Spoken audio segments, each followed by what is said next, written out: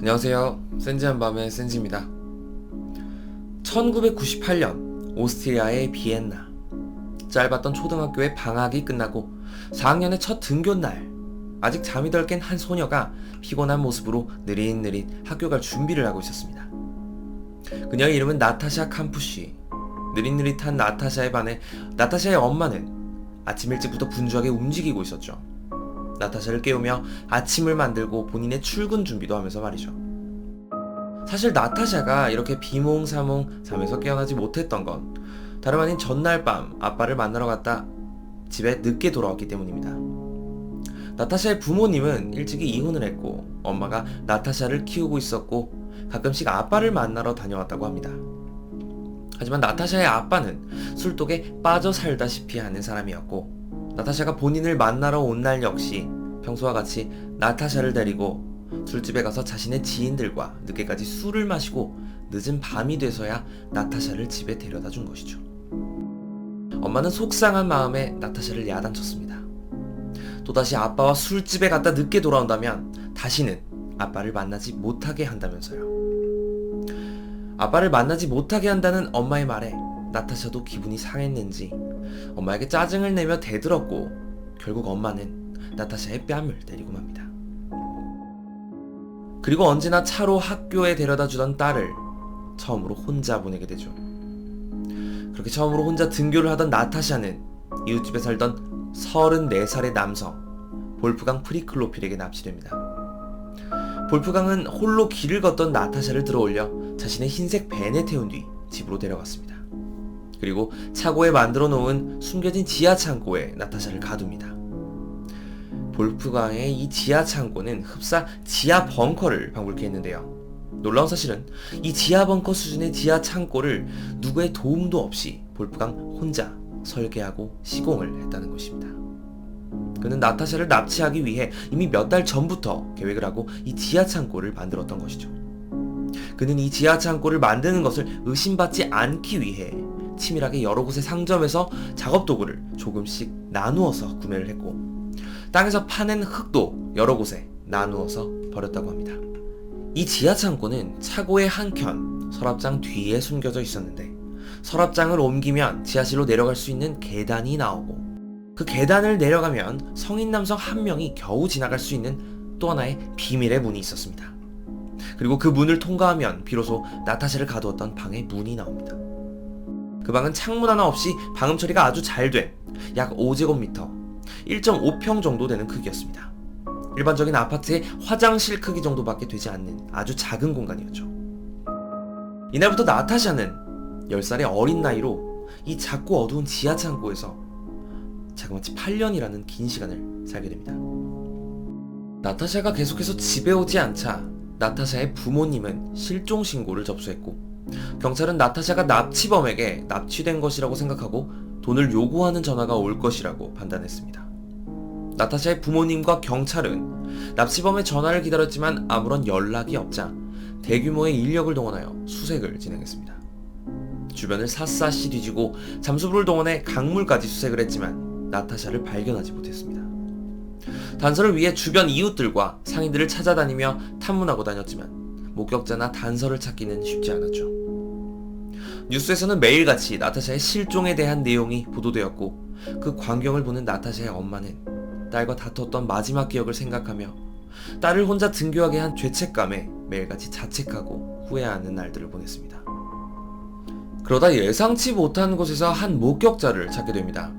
목격자는 12살의 꼬마아이로 그 아이는 등교길에 어느 남자가 나타샤를 잡아 흰색 벤에 태워 끌고 갔다고 진술했습니다. 흰색 벤이라는 단서를 찾은 경찰은 바로 그 일대의 모든 흰색 벤을 찾기 시작했습니다. 당시 마을 근처 지역을 포함해 등록되어 있던 흰색 벤의 수는 모두 766대. 경찰들은 모든 벤의 주인을 찾아가 신문을 진행했습니다. 경찰은 사건 당일 알리바이가 있는 벤의 주인들을 하나씩 제외하며 수사를 진행했고 그렇게 드디어 나타샤를 납치하고 감금한 납치범 볼프강의 집에까지 찾아가게 됩니다. 경찰들은 볼프강의 밴을 살펴보고 차고를 둘러보며 직업이 뭔지, 사건 발생 시간에는 뭘 하고 있었는지 등의 질문을 하고는 태연하게 답하는 그의 모습에서 의심스러운 모습이 보이지 않았는지 이내 돌아가게 됩니다. 볼프강은 전직 통신회사 직원으로 신문 당시에는 실직 상태로 대부분의 시간을 집에서 보내고 있었습니다. 경찰이 알리바이가 있는지 물었을 때 그는 공사를 하느라 혼자 집에 있었다고 말했는데 경찰들은 이 말을 듣고도 그냥 돌아갑니다. 알리바이가 없는 것이나 마찬가지인데 말이죠. 이때 만약 경찰들이 집안을 제대로 수색하기만 했었어도 이러한 비극은 일어나지 않았을 수도 있었겠죠. 경찰이 돌아가고 난 뒤에도 나타샤는 계속해서 끝없는 시간을 이 작은 방에서 계속되는 폭행과 모욕적인 말을 들으며 볼프강의 세뇌를 받았습니다. 볼프강은 자신의 총을 보여주며 만약 네가 나에게서 도망간다면 너뿐만 아닌 너의 가족 모두를 총으로 쏴 죽이겠다는 협박을 했고 문에는 부비 트랩이 설치되어 있어 문을 열면 폭발을 한다고 해서 탈출을 생각하지 못하게 했습니다. 그것에 그치지 않고 볼프강은 나타샤의 방에 집과 연결된 스피커를 설치하고 복종하라, 복종하라, 복종하라 라는 말을 수없이 반복해서 외쳤으며 나타샤에게 너의 부모에게 돈을 요구했지만 그들은 돈을 보내지 않았고 너를 포기했다며 너를 거둬줄 수 있는 사람은 오직 자신뿐이라는 말을 하기도 했습니다. 볼프강은 그렇게 나타샤의 정신력을 무너뜨려 나타샤를 완전히 지배하고자 했던 것이죠. 하지만 나타샤는 볼프강의 생각과는 달리 강인한 아이였습니다. 나타샤는 볼프강의 말을 믿지 않았죠. 오히려 강압적이고 폭력적으로 대하는 볼프강에게 계속해서 반항을 합니다. 하지만 인간의 3대 욕구 중 하나인 식욕. 어린아이 나타샤 역시 식욕을 이겨내기는 힘들었습니다. 나타샤가 자신에게 반항하자 볼프강은 더 이상 나타샤에게 음식을 주지 않았고 배고픔을 참기 힘들었던 나타샤는 결국 볼프강의 말에 따르게 됩니다. 볼프강이 주는 음식을 먹고 점점 볼프강의 말에 순순히 따르며 그의 심기를 거스르는 말과 행동들을 하지 않게 되죠. 그녀는 희망이 보이지 않는 이러한 상황을 인정하고 받아들이기로 한 것처럼 보였습니다. 볼프강 앞에서만 말이죠. 나타샤는 볼프강이 원하는 대로 행동하며 이성의 끈을 놓지 않기 위해 스스로에게 자신이 누구인지 끊임없이 되물었습니다.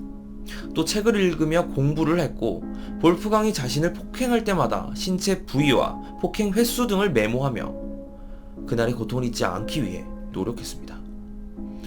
하지만 볼프강의 만행은 나아지지 않았습니다.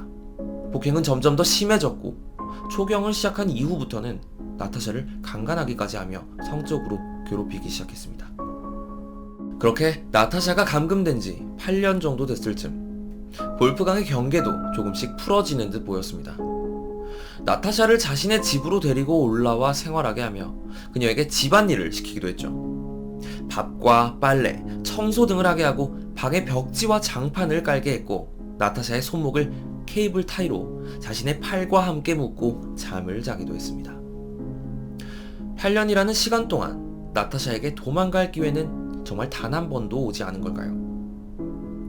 사실 나타샤는 볼프강과 몇 번의 외출을 했던 적이 있다고 합니다.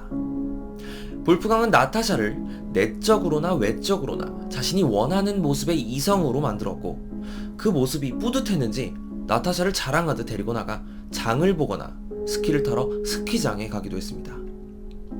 하지만 나타샤가 아무리 강인한 정신력을 가졌더라 하여도 8년이라는 시간 동안 잦은 폭력과 세뇌로 인해 그녀의 정신 상태는 더 이상 정상적이지 못했죠. 볼프강이라는 존재에 대해 큰 두려움을 가지고 있던 나타샤는 밖에 나갔을 때도 선뜻 누군가에게 도움을 요청하지 못했습니다. 그러다 그 둘이 스키장에 갔을 때 나타샤는 큰 용기를 내어 도움을 청하게 됩니다. 볼프강에게 화장실에 다녀온다며 화장실에 간 나타샤는 화장실에서 만났던 한 여성에게 자신이 납치를 당했다고 도움을 요청합니다. 하지만 외국인이던 그 여성은 나타샤의 말을 전혀 알아듣지 못한 채 화장실을 나가게 되고 나타샤는 결국 도망치지 못하고 다시 볼프강과 함께 그의 집으로 돌아오게 됩니다. 그리고 2006년 8월 23일 그렇게 지옥 같은 시간을 보내던 나타샤에게 다시 한번 탈출의 기회가 찾아옵니다. 백수 생활을 이어가던 볼프강은 돈을 마련하기 위해 자신의 흰색 밴을 팔기로 하죠. 그리고 나타샤에게 밴을 청소하라고 명령하고는 그걸 지켜봅니다. 그런데 그때 볼프강에게 한 통의 전화가 걸려왔고, 볼프강은 청소기 소리 때문에 시끄러웠는지 통화를 하기 위해 잠시 자리를 옮깁니다. 볼프강이 들어가고 수없이 고민하던 나타샤는 다시는 없을 기회일지도 모른다는 생각에 소리가 나지 않게 청소기를 켜둔 채 그대로 집을 나와 죽을 힘을 다해 달렸습니다. 도망치며 마주치는 사람들을 향해 도움을 요청했지만 사람들은 쳐다보기만 할 뿐 도움을 주는 사람은 없었습니다. 결국 나타샤는 달리다가 눈에 보이는 아무 집으로 곧장 뛰어들어갔습니다. 그 집은 한 노인 여성의 집이었는데요. 갑자기 모르는 사람이 마당으로 뛰어들어오자 놀라게 됩니다. 나타샤는 자신이 납치를 당한 나타샤 캄푸시라며 경찰에 신고를 해달라고 했죠. 갑작스러운 외부인의 출입에 경계를 하던 노인은 문득 8년 전 오스트리아를 떠들썩하게 했던 납치 사건을 생각해냈고 곧바로 경찰에 신고를 하죠. 출동한 경찰 역시 나타샤를 보고는 경계를 했다고 합니다. 옷도 제대로 입지 않고 있었고 8년 동안 나타샤의 모습이 너무 많이 변해 있었기 때문이죠. 심지어 신원이 확인된 후 부모를 만났을 때도 부모 역시 나타샤를 한 번에 알아보기 힘들어했고 어릴 때 생긴 흉터를 보여주고 나서야 나타샤인 것을 확신했다고 합니다. 정말 이제 하루도 살기 힘든 작은 공간에서 8년이라는 시간을 버티고 탈출에 성공한 나타샤. 그녀가 탈출했을 당시의 몸무게는 43kg 정도. 나타샤가 유기되었을 당시의 몸무게와 같은 몸무게였습니다.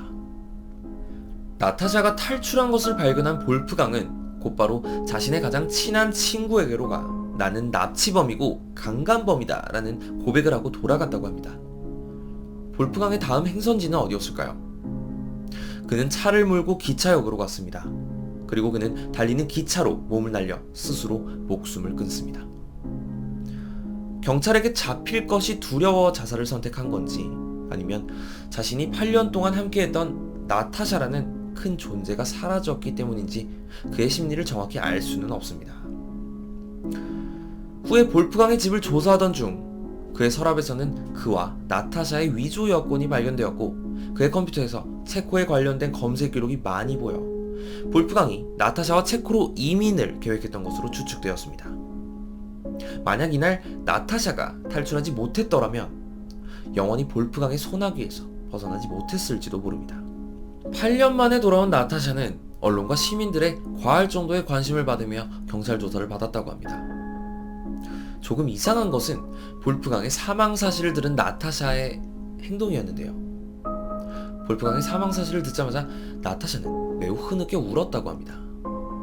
사람들은 이에 나타샤가 스톡홀름 증후군에 걸린 것이 아니냐는 의문을 제기했는데요.